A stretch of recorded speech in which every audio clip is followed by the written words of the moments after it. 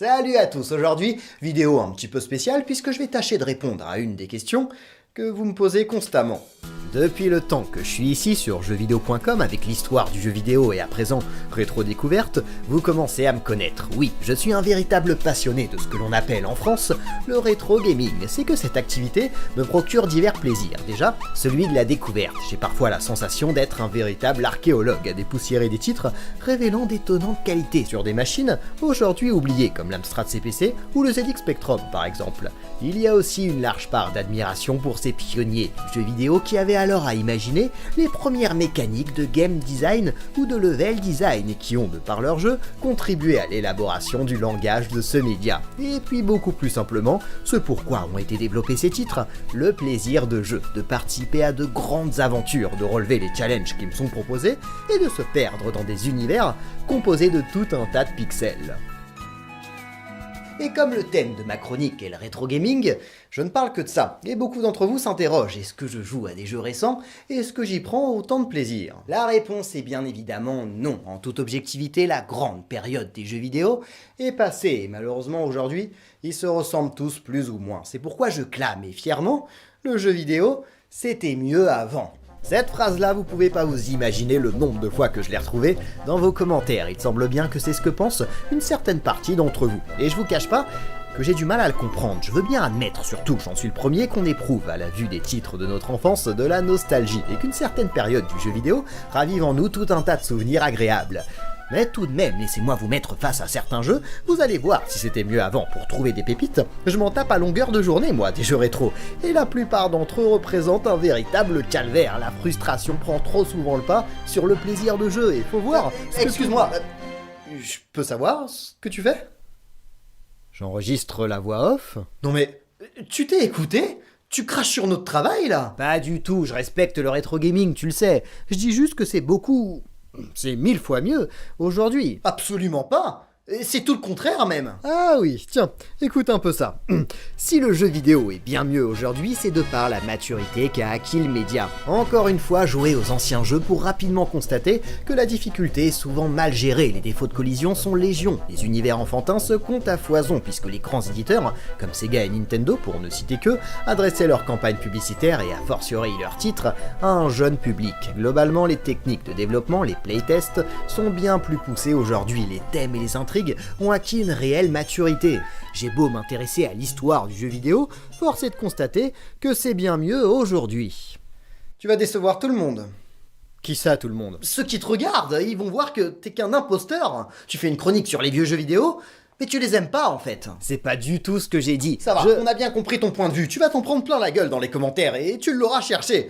Maintenant, je peux prendre la parole, moi? Impossible, c'est moi qui ai le micro, et puis un monologue en face cam, tu vas ennuyer tout le monde, alors franchement...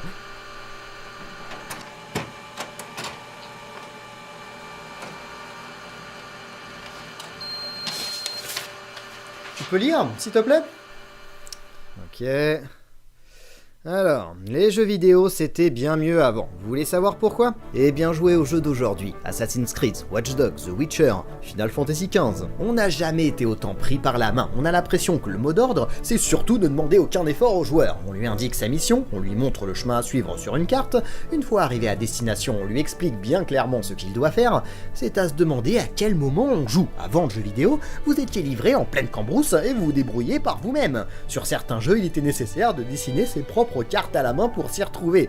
Alors oui, c'était difficile, mais au moins on jouait. On était impliqué corps et âme dans l'univers qui nous était proposé. Aujourd'hui, tout est pré-mâché aux joueurs. Il faut surtout, coûte que coûte, qu'il ne se perde pas, qu'il sache immédiatement ce qu'on attend de lui. Sans s'en rendre compte, il est totalement manipulé. Et puis les cinématiques, parlons-en. Elles se multiplient comme si le média souffrait d'un souci de légitimité qu'il recherchait davantage à travers le 7e art qu'avec ses propres mécaniques. Alors oui, je le clame haut et fort, le jeu vidéo c'était mieux avant.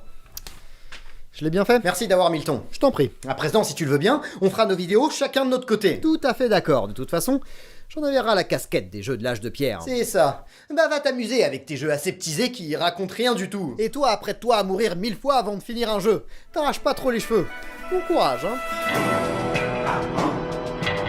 Les gars, vous allez quand même pas vous engueuler pour ça. Encore un Edouard? Déjà que 2 c'est contre les lois de la physique, mais alors...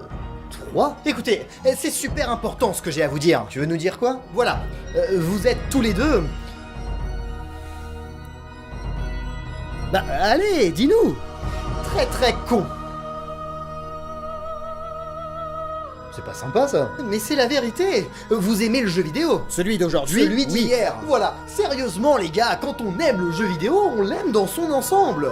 Et on est un imbécile si on défend qu'une période était meilleure qu'une autre. Edouard Voix Off, tu dis que les vieux jeux étaient mauvais, mais quand tu joues à Call of, tu fais pas grand chose de différent de quand on jouait à Space Invaders. Dans les deux cas, on doit éliminer des adversaires en les visant et en évitant leurs tirs. C'est simplement la technologie et la narration qui ont évolué. Et ce qui nous plaît à tous les trois, c'est d'analyser les mécaniques de ces vieux jeux pour entreapercevoir l'héritage qu'ils ont légué et qui se retrouve dans nos jeux actuels. Édouard dans le grenier, tu peux pas dire que tous les jeux se ressemblent aujourd'hui en prenant en compte que des blockbusters. Il a jamais été aussi simple de programmer, la scène indépendante n'a jamais été aussi riche et ses nombreux crowdfunding qui aboutissent le prouvent bien. Et puis joue un peu, tu le verras, l'année 2016 a été un excellent cru avec des titres extrêmement différents et pas moins tout à fait réussis chacun dans leur propre style. Prenons Firewatch, Uncharted 4, Inside, The Witness. Personnellement, mes 4 jeux fétiches de cette année. Ils ont très peu de points communs, pourtant chacun dans leur propre style ont tout plein de choses à raconter et le font de manière bien différente, que ce soit par un gameplay soutenu très proche des blockbusters hollywoodiens avec Uncharted, de façon picturale avec Inside, par une narration assez littéraire avec Firewatch, ou par un game design qui pousse le joueur à s'interroger et à déchiffrer le langage qui lui est proposé avec The Witness. Je vais pas m'attarder davantage, mais en gros on a des chefs-d'œuvre, et n'oubliez pas les gars, le jeu vidéo, ce sont avant tout des développeurs, des programmeurs, des graphistes, des game designers qui ont des choses à raconter, des idées à partager, que ce soit dans les années 80 ou dans les années 2000. Alors tous les deux, j'insiste et je signe, vous êtes des imbéciles. Attends, mais t'es qui toi au juste? Comment ça, qui je suis? Ça se voit, non? Il y a Edouard qui est toujours dans son grenier. Il y a moi pour les voix off. Il y a plus de place, mon gars. Bah je suis quelqu'un, c'est tout. Qui exactement? Je suis un espagnol italiano. Si, parce que je ne sais pas si je suis en train de faire l'accent espagnol ou l'accent italien. Et ton nom? Je m'appelle Pedro Linguini. Ça se tient. Bon, bah, je dois y aller à présent. Il y a tout un tas de gens idiotés dans le monde et je dois les prévenir de leurs bêtises. Alors, au revoir, Seigneur. Au revoir, muchacho. J'ai l'impression qu'il nous a pas dit toute la vérité. En tout cas, il est très sympa. Il nous a traités d'imbéciles. On va pas s'arrêter à ça. Pedro Linguini. Ouais, je pense qu'on s'est fait entourlouper.